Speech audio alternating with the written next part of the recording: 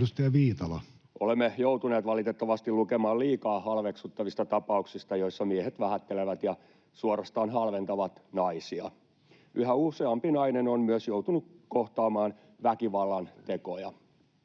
Oppiiko liian moni lapsi siihen, että on hyväksyttävää vähätellä naisia ja jopa kohdistaa väkivaltaa heitä kohtaan, koska yhteiskunnassamme esiintyy niin paljon naisiin kohdistuvaa väkivaltaa? Meidän kaikkien aikuisten pitäisi toimia roolimalleina kasvaville lapsille, mutta nyt meillä liian monella miehellä on kyllä peiliin katsomisen paikka. Arvoisa hallitus, on myös verkossa esiintyvää väkivaltaa. Kaikki väkivalta ei ole fyysistä. Siihen on yhä hankalempaa puuttua, koska se nimenomaan tapahtuu tietoverkoissa. Onko teillä, arvoisa hallitus, tähän uusia toimenpiteitä ja ajatuksia, miten voisimme puuttua verkossa esiintyvään väkivaltaan? Kiitoksia. Oikeusministeri Meri, olkaa hyvä.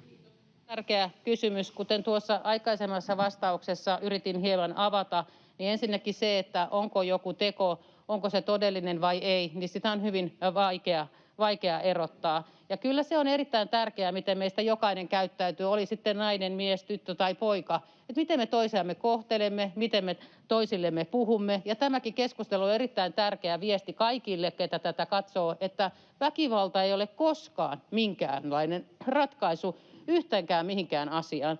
Ja myös oikeusministerien kesken puhumme usein EU-pöydissä siitä, kuinka vaikeaa nimenomaan tämä internetissä tapahtuva materiaalin leviäminen, väkivalta ja muu materiaali, kuinka vaikeaa sitä on hallita. Ja toisaalta pitää erottaa sekin, että on olemassa elokuvia, lyhytpätkiä, huumoreita.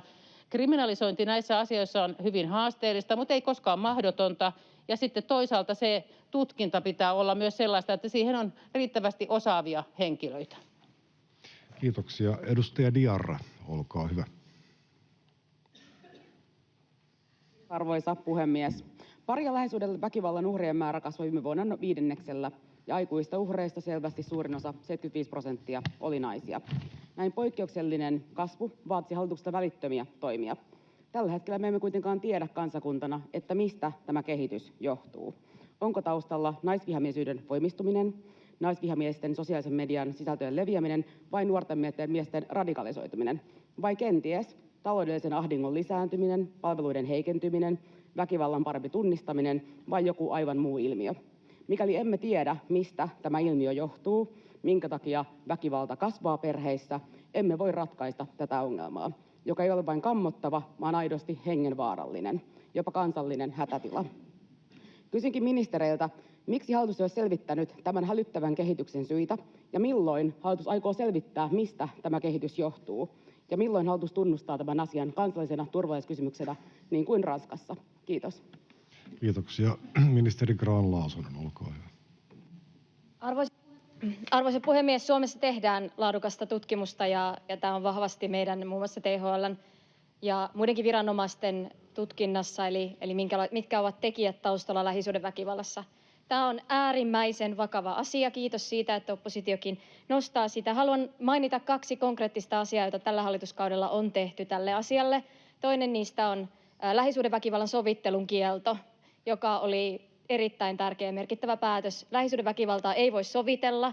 Uhri ansaitsee oikeutta ja tekijä rangaistuksia. Näihin tapauksiin pitää puuttua joka kerta erittäin määrätietoisesti. Tämä oli iso asia, jota edistimme jo alkukaudesta. Ja toinen on turvakotien rahoituksen merkittävä vahvistaminen. Vaikka meillä on julkisessa taloudessa haasteita, niin turvakotien rahoitus on noussut 23% tällä hallituskaudella. Me olemme nostaneet sitä jokaisessa budjetissamme. Ja me haluamme, että Suomessa on suojaa ja turvaa väkivallan uhriksi joutuneille naisille ja miehille kaikille. Ja tätä työtä pitää määrätietoisesti jatkaa. Ja meidän toimet on ollut tässä vahvoja, mutta ne eivät riitä, tarvitaan lisää ja sitä hallitus työstää parhaillaan. Kiitoksia. Edustaja Karlsson, olkaa hyvä. Kiitos, arvoisa puhemies, ärade talman. Lähisuhdeväkivalta ei kosketa vain sen suoraa uhria, vaan myös lapsia, jotka joutuvat näkemään, kuulemaan ja elämään jatkuvan pelon keskellä. Tutkimustiedon mukaan väkivallalle altistuminen on lapselle yhtä vahingollista kuin itse väkivallan kohteeksi joutuminen. Siksi väkivallan varhainen tunnistaminen ja viranomaisten saumaton yhteistyö ovat ratkaisevan tärkeitä. Kysyn hallitukselta, mitä konkreettisia toimia hallitus aikoo tehdä, jotta sosiaali- ja terveydenhuollon, poliisin, varhaiskasvatuksen ja koulujen välinen tiedonkulku ja yhteistyö toimivat nykyistä paremmin ja jotta lähisuhdeväkivallalle altistuvat lapset tunnistetaan ajoissa ja että he saavat tarvitsemansa tuen ilman viivettä. Kiitoksia. Ministeri Meri, olkaa hyvä.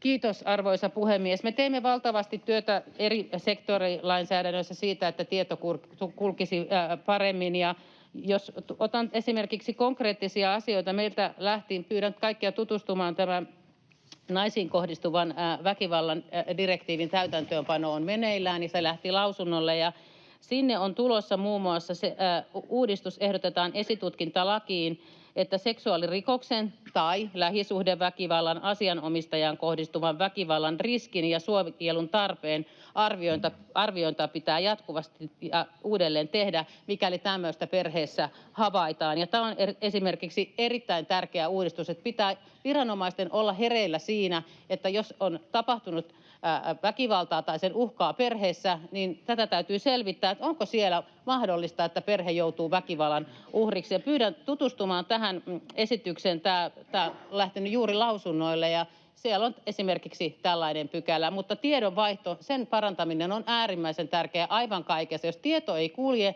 niin se pysähtyy yhteen henkilöön. Kiitoksia. Edustaja Harjanne, olkaa hyvä. Arvoisa puhemies! Suurkiitos edustaja Perholehdelle äärimmäisen tärkeästä kysymyksestä.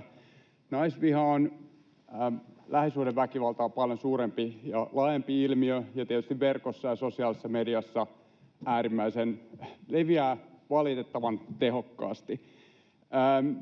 Ja kitkeminen näyttää erittäin löyhältä ja heikolta tällä hetkellä.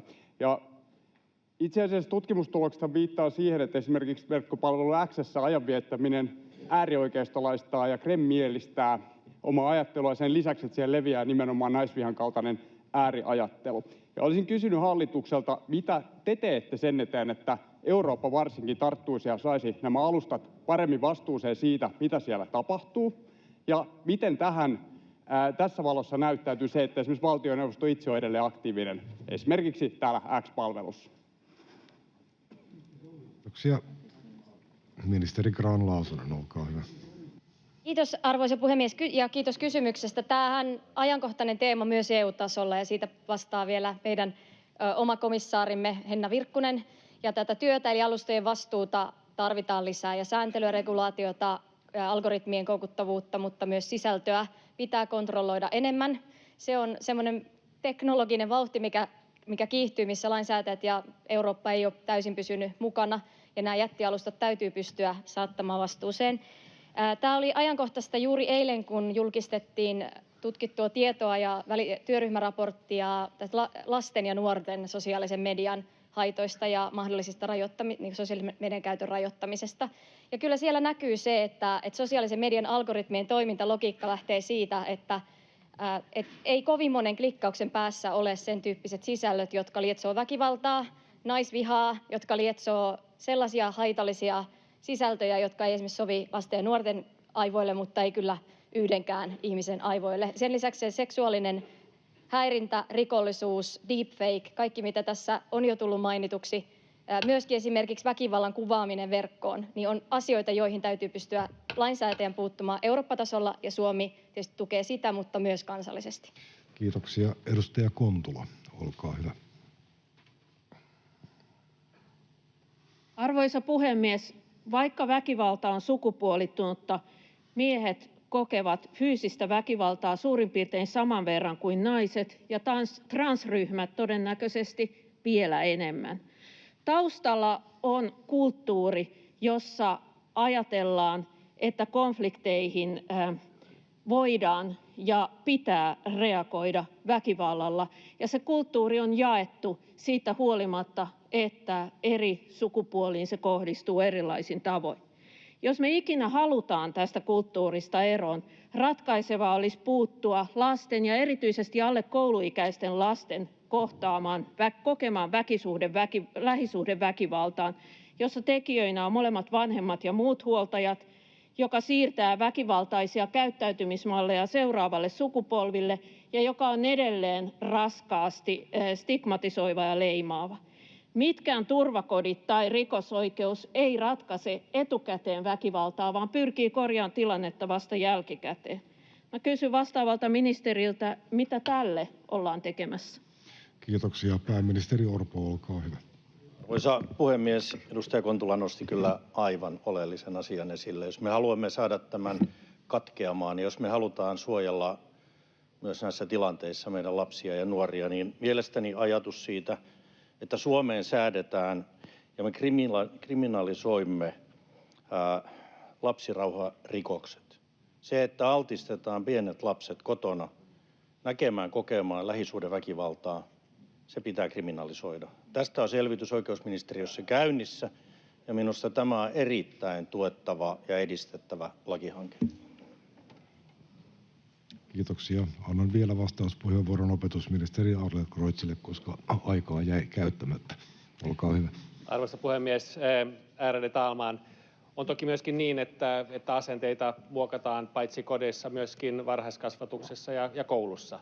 Ja siksi on tietenkin oleellista, että opetetaan lapsia käsittelemään tunteita, olemaan yhdessä, toimimaan yhdessä, opetetaan tunnetaitoja ja siksi hallituksen yhdenvertaisuuden kehittämisohjelmakin on ollut tärkeä panostus tähän. Annetaan työkaluja lapsille ymmärtämään erilaisuutta, rakentamaan suvaitsevaisuutta ja senkin kautta rakentamaan terveitä suhteita ystäviinsä, tovereihinsa. Yhtä lailla on selvää, että somella on merkitystä siitä, miten asenteita muokataan, ja siksi on tärkeää, että meillä on järkevää regulaatiota EU-tasolla, ja se on toki yksi syy, miksi hallituksen sisällä nyt selvitetään somerajoituksia lapsille.